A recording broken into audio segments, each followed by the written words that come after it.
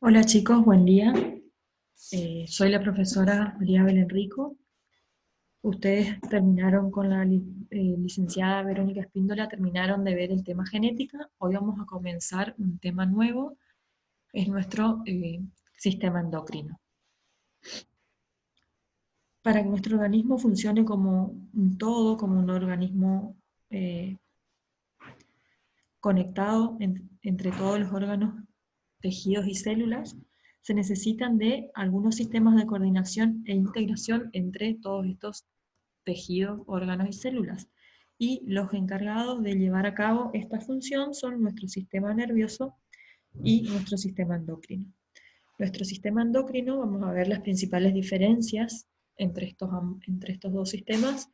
Nuestro sistema endocrino es un sistema lento, pero con efectos a largo plazo, en el cual la información se transmite a través de unas sustancias químicas denominadas hormonas, que son secretadas por las glándulas que forman este sistema endocrino. Y nuestro sistema nervioso, a diferencia del sistema endocrino, es un sistema de reacción mucho más rápida. Sus efectos, aunque sus efectos son menos sostenidos en el tiempo, y la información es transmitida a través de neurotransmisores. Nuestro sistema endocrino entonces consiste en un sistema de glándulas y otras estructuras que elaboran sustancias biológicamente activas, conocidas como hormonas, que se liberan al torrente circulatorio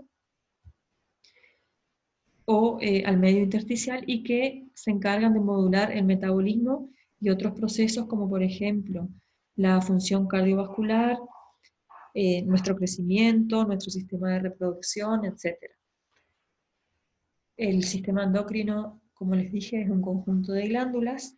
A las glándulas se las denominan células especializadas en la secreción de sustancias, están formadas, perdón, por células especializadas en la formación de sustancias. Estas glándulas sintetizan a estas sustancias químicas, que son nuestras hormonas, y las liberan a la circulación sanguínea. Vamos a ver que existen distintos tipos de glándulas. Hay glándulas exócrinas y glándulas endócrinas. Las glándulas exócrinas son aquellas que vierten sus productos a la superficie, como por ejemplo de la piel o al revestimiento interno del estómago. Y un ejemplo muy conocido son las glándulas sudoríparas, para que ustedes puedan comprender. Y además de las glándulas exócrinas, tenemos las glándulas endocrinas, que son las que vierten su contenido hacia la sangre, y ese contenido va a difundir a través de la sangre hacia los distintos órganos blancos, como por ejemplo, un ejemplo de glándula endocrina es la hipófisis. eh, También tenemos la glándula tiroides, la glándula paratiroides, etcétera, como para nombrarles algunas. ¿Qué son las hormonas? Son moléculas orgánicas, es decir, sustancias químicas, que se segregan en una determinada zona del organismo, que son las glándulas, y a través de los vasos sanguíneos son transportadas hacia otras partes del cuerpo, donde van a ir a actuar en los determinados órganos o tejidos blancos, o también conocidos como órganos diana. ¿Qué características tienen estas hormonas? Tienen características muy específicas, muy importantes, tienen una estructura química definida, específica, pueden ser, ahora vamos a ver, proteínas, pueden ser lípidos. Son transportadas en la sangre por transportadores y eso va a depender de esta estructura química que les acabo de nombrar. Las hormonas que son liposolubles, es decir, que tienen en su estructura química lípidos, como por ejemplo las hormonas esteroideas, se transportan unidas a proteínas porque no pueden ser transportadas en su forma libre. De esta manera vamos a conseguir que aumenten su vida media y su biodisponibilidad. A diferencia de las hormonas lipídicas, las hormonas proteicas se transportan en forma libre, de manera que tienen mayor actividad biológica. Otra característica de las hormonas es que tienen como principal función regular muchos de los procesos fisiológicos, son activas en muy pequeñas cantidades, se sintetizan según la necesidad del organismo, tienen receptores específicos en las células o tejidos diana donde van a ir a actuar. Una vez que cumplen su función, son inactivadas, es decir, que necesitan y cuentan con un sistema de autorregulación que se conoce como feedback, que puede ser tanto positivo como negativo. ¿En qué consiste esta autorregulación o feedback?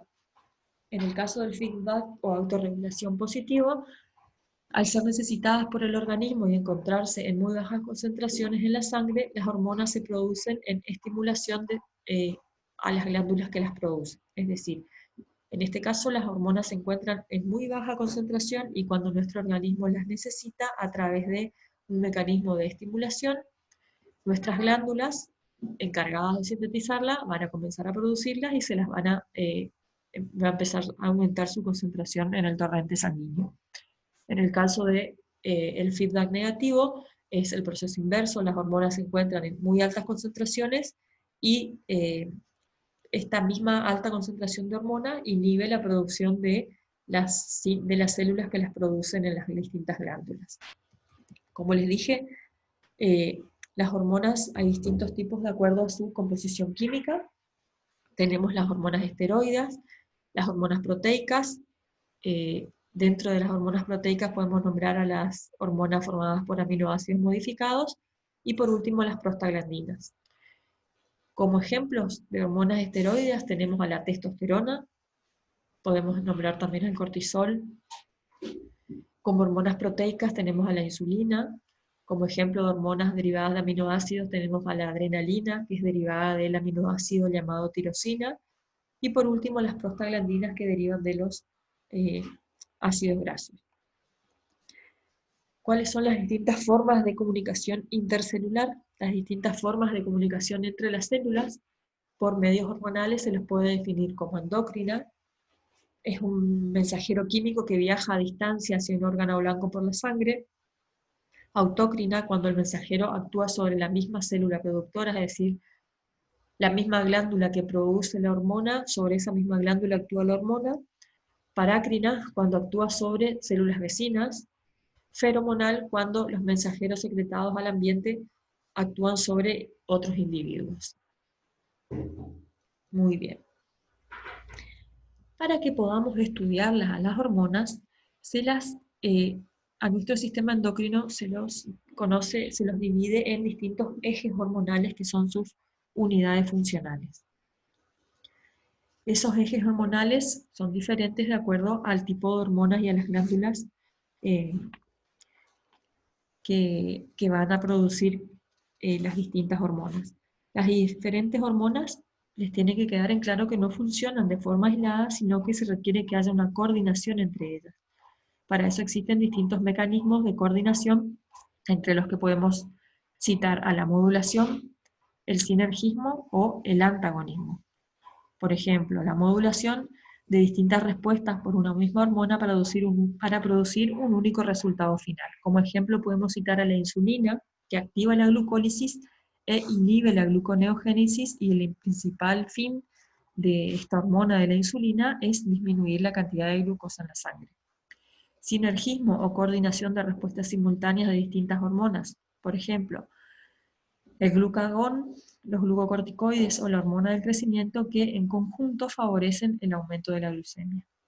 Y el antagonismo o contrarregulación hormonal, que es el caso de la insulina y del glucagón, ambos producidos por la glándula pancreática o el páncreas, que tienen efectos antagónicos opuestos. El glucagón inhibe la glucólisis y la insulina activa la glucólisis.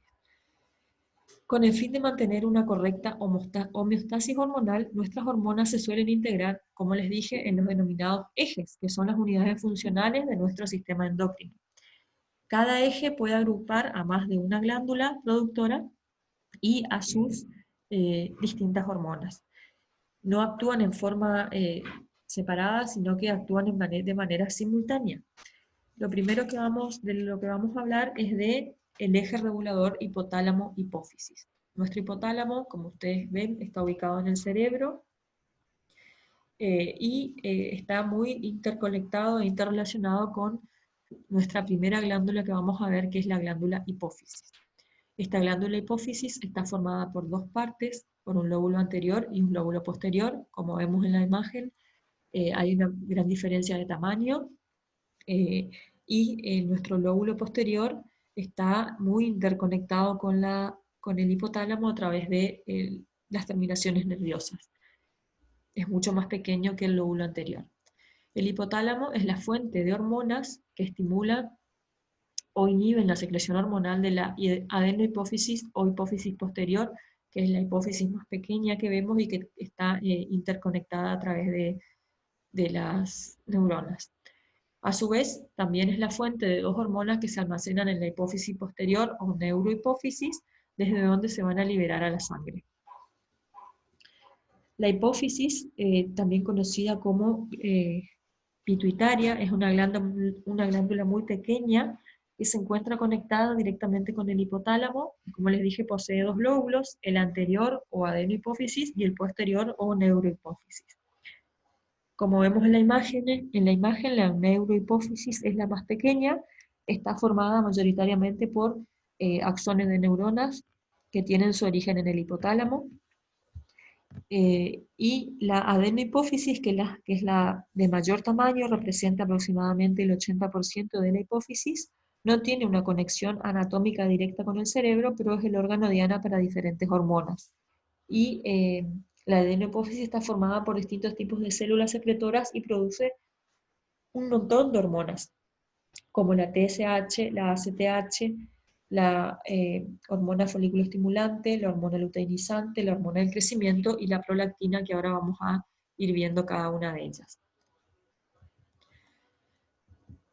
Las hormonas producidas por nuestro hipotálamo son la TRH, la hormona liberadora de gonadotrofina, la hormona liberadora de somatotrofina, la hormona liberadora de corticotrofina, la somatostatina y la dopamina. Cada una de estas hormonas producidas por el hipotálamo tienen distintos efectos. Fíjense que cada una tiene una sigla específica con la cual se le identifica. La hormona liberadora de tirotrofina, como su palabra lo dice, su nombre lo dice, perdón, es la hormona que se encarga de estimular la liberación de tirotrofina y también estimula la liberación de prolactina. La hormona liberadora de gonadotrofina es la hormona que actúa sobre los ovarios y el útero, estimulando la liberación de hormona folículo estimulante y de hormona luteinizante. La hormona liberadora de somatotrofina es la hormona que estimula la liberación de nuestra hormona del crecimiento. La hormona liberadora de corticotrofina es la hormona que estimula la liberación de adrenocorticotrofina y así sucesivamente. Las hormonas hipotalámicas como la oxitocina y la antidiurética o vasopresina son hormonas que se sintetizan en el hipotálamo y se concentran en la neurohipófisis. La oxitocina es la hormona encargada de estimular las contracciones uterinas en el parto y también de estimular las glándulas mamarias durante la lactancia. La oxitocina se secreta, se libera en respuesta a la succión del pezón, estimulando la contracción de la mama durante la lactancia. Y como les dije, aumenta las contracciones uterinas durante el parto. La otra hormona sintetizada por el hipotálamo, específicamente por la neurohipófisis, es la ADH o hormona antidiurética. Es la encargada de regular el metabolismo hídrico del organismo. Su principal órgano diana o el órgano sobre el cual actúa es el riñón, y lo que hace es estimular la reabsorción de agua, favoreciendo la concentración de la orina. Además, tiene efecto vasoconstrictor, es decir, que estimula la contracción de los vasos sanguíneos, aumentando la presión arterial. Ahora vamos a hablar de nuestra glándula hipófisis. Es considerada la glándula principal reguladora de todo el organismo, ya que segrega hormonas que estimulan el funcionamiento de otras glándulas. Esta glándula a su vez se encuentra regulada por un centro nervioso, que es nuestro hipotálamo, que inhibe o estimula a la hipófisis a su secreción hormonal. Como les dije, está formado por un lóbulo anterior y un lóbulo posterior. El lóbulo anterior está compuesto por tejido glandular, es el lóbulo más grande, y a diferencia del lóbulo posterior, que es más pequeño y que es una prolongación del hipotálamo porque está formado por tejido nervioso. En el lóbulo anterior se sintetizan y se secretan diferentes hormonas, mientras que en el lóbulo anterior se reservan las hormonas provenientes de nuestro hipotálamo, que son las que vimos anteriormente, la oxitocina y la ADH o hormona o vasopresina. ¿Cuáles son las hormonas segregadas por nuestra hipófisis? Específicamente por la adenohipófisis. La somatotrofina, la prolactina, la tirotrofina, la hormona folículo estimulante, la hormona luteinizante y la adrenocorticotrofina. Cada una tiene su sigla correspondiente y cada uno tiene su órgano diana o órgano blanco sobre el cual van a ir a actuar. La somatotrofina, cuya sigla es GH, actúa sobre distintas células somáticas de nuestro organismo. La prolactina, cuya sigla es PRL, actúa sobre las glándulas mamarias. La tirotrofina o TSH actúa sobre la glándula tiroides. La hormona folículo estimulante, cuya sigla es FSH, actúa sobre los folículos en el ovario y células de Sertoli en los testículos. La hormona luteinizante o LH actúa sobre el ovario y sobre el testículo, específicamente sobre células del cuerpo lúteo en el ovario y sobre las células de Leydig en el testículo. Y por último, la adrenocorticotrofina o ACTH actúa sobre nuestra glándula suprarrenal. Vamos a ver cada una de estas hormonas. La hormona del crecimiento, o somatotrofina o somatotropina, es una hormona cuya función es promover el crecimiento somático y modular de nuestro metabolismo. Estimula la síntesis de proteínas y promueve el crecimiento de los huesos. También es una hormona que afecta al metabolismo de la glucosa. Su falta o su exceso puede provocar enanismo o gigantismo respectivamente. La prolactina es una hormona proteica, es decir, formada por proteínas. Su principal función es estimular antes del parto la síntesis de la proteína de la leche dentro de la glándula mamaria. En la mujer, la ausencia de prolactina puede acarrear la falta de leche en las mamas, mientras que en el hombre su ausencia no tiene ningún efecto. A diferencia, el exceso de prolactina en el hombre puede causar impotencia y ginecomastia. La TSH o tirotrofina es una glándula que actúa sobre nuestra glándula tiroides. Perdón, es una hormona que actúa sobre, está mal la diapositiva, es una hormona que actúa sobre las células de nuestra glándula tiroides y lo que va a hacer es estimular la síntesis y liberación de otras hormonas que son la T3 y la T4. Estas hormonas T3 y T4 son las encargadas de activar el metabolismo energético, incrementando el consumo calórico y regulando el crecimiento y la maduración de los tejidos, y el recambio de prácticamente todos los sustratos, vitaminas y hormonas. La glándula paratiroides es una glándula de tamaño pequeño. Ahora ya terminamos de ver a nuestra glándula hipófisis, pasamos a otra glándula que es la glándula paratiroides. Es una glándula de tamaño pequeño situada en la glándula tiroides, secreta la hormona paratiroidea o paratormona, cuya sigla es PTH. Esta glándula paratiroides, sintetiza y secreta la glándula paratormona, cuya principal función es aumentar los niveles de calcio en sangre, inhibiendo la excreción por orina, y aumentando la absorción intestinal de calcio a través de la vitamina D. ¿Qué hace esta vitamina D? Aumenta la absorción de calcio a nivel intestinal. En condiciones normales, su mayor fuente de síntesis se encuentra en las células de la epidermis. Las otras hormonas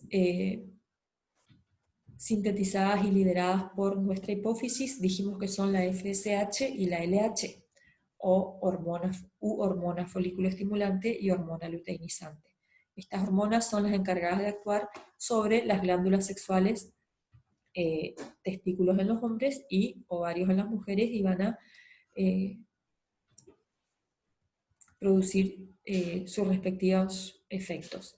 La hormona folículo estimulante estimula sobre el folículo ovárico, permitiendo la maduración del ovocito, y en las células de Sertoli en el hombre, del testículo del hombre, estimulando la producción de espermatozoides. En el caso de la hormona luteinizante, en la mujer mantiene el cuerpo lúteo y en el hombre estimula la síntesis de testosterona. Ambas hormonas interactúan durante los distintos ciclos hormonales, tanto en el hombre como en la mujer, produciendo la maduración de las células sexuales. La otra hormona producida por la hipófisis es la adrenocorticotrofina. Es una hormona que es liberada por la hipófisis y actúa en la corteza de la glándula suprarrenal, estimulando la síntesis y secreción de cortisol, que es una hormona de gran importancia en el metabolismo de modulación del estrés en nuestro organismo. Estas glándulas suprarrenales se encuentran, ahora vamos a ver, sobre nuestros riñones. Aquí vemos en la diapositiva ambos riñones, y encima de ambos riñones encontramos a ambas glándulas suprarrenales, derecha e izquierda, en color amarillo. Como vemos en el corte histológico, esta glándula presenta dos partes, una parte que se llama corteza y una parte interior que se denomina médula. Es muy importante esta división porque ambas secretan distintos tipos de hormonas. La corteza de la glándula es una zona de gran síntesis de hormonas esteroides, como el cortisol y la aldosterona, y también secretan algunas hormonas masculinas. Y la médula, es decir, el interior de nuestra glándula suprarrenal, sintetiza dos importantes hormonas que son la adrenalina y la noradrenalina. La corteza suprarrenal dijimos que libera cortisol y aldosterona. Este cortisol favorece la metabolización de proteínas y grasas en glucosa, se libera en periodos de estrés, también inhibe la respuesta inmunitaria y tiene un efecto importante en el metabolismo de la glucosa. Y la aldosterona es una hormona que interviene en la regulación de la concentración de iones, sobre todo sodio y potasio. Es una hormona cuyo principal órgano efector son los riñones. Una falta de aldosterona podría desencadenar una peligrosa pérdida de iones de sodio en la orina y en consecuencia de agua, con una caída de la presión sanguínea.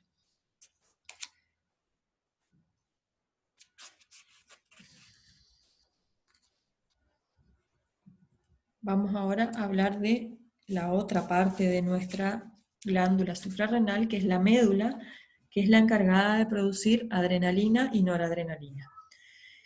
¿Qué funciones cumplen estas hormonas? Aumentan el ritmo y potencia del latido cardíaco, dilatan las vías respiratorias y aumentan la frecuencia de ventilación, causando hiperventilación, aumentan la presión sanguínea y aumentan el tono muscular. Muy bien, ahora vamos a pasar a hablar de otra glándula. Hablamos ya de la glándula del hipotálamo, hablamos de la hipófisis, hablamos de las glándulas suprarrenales, hablamos de la glándula tiroides y ahora vamos a hablar de nuestro páncreas, que es otra glándula. Es una glándula, decimos que es una glándula mixta porque contiene una porción exócrina y contiene una porción endocrina. La porción exócrina es la que libera hormonas, hay un error en la diapositiva, implicadas en los procesos digestivos, y la porción endocrina es la que libera hormonas al torrente sanguíneo que influirán en el metabolismo de la glucosa. La insulina es la principal hormona anabólica de nuestro organismo, que se encarga de estimular la síntesis de carbohidratos, lípidos y proteínas. Es una hormona peptídica secretada por nuestro páncreas endocrino, específicamente por una zona del páncreas formado por células a las que se lo conoce como islotes de Langerhans. Las células que forman este islotes de Langerhans se denominan células beta, las encargadas de producir la insulina. Estos islotes son productores de dos hormonas importantes, como les dije, la insulina y además el glucagón. La insulina cumple su función en las distintas células uniéndose a receptores específicos. En las células estos receptores están formados por dos unidades alfa y beta, y de esta manera regula la homeostasis de la glucosa en forma coordinada, y lo que hace es estimula el ingreso de la glucosa a las células. De esta manera disminuye la cantidad de glucosa circulante, disminuyendo los niveles de azúcar en sangre. Desciende los niveles de glucosa en sangre al permitir, como les dije, el pasaje de la misma al ingreso al interior de la célula.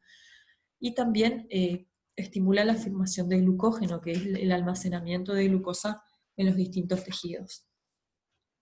A diferencia de la insulina, el glucagón cumple su efecto contrario, es una hormona antagónica de la insulina.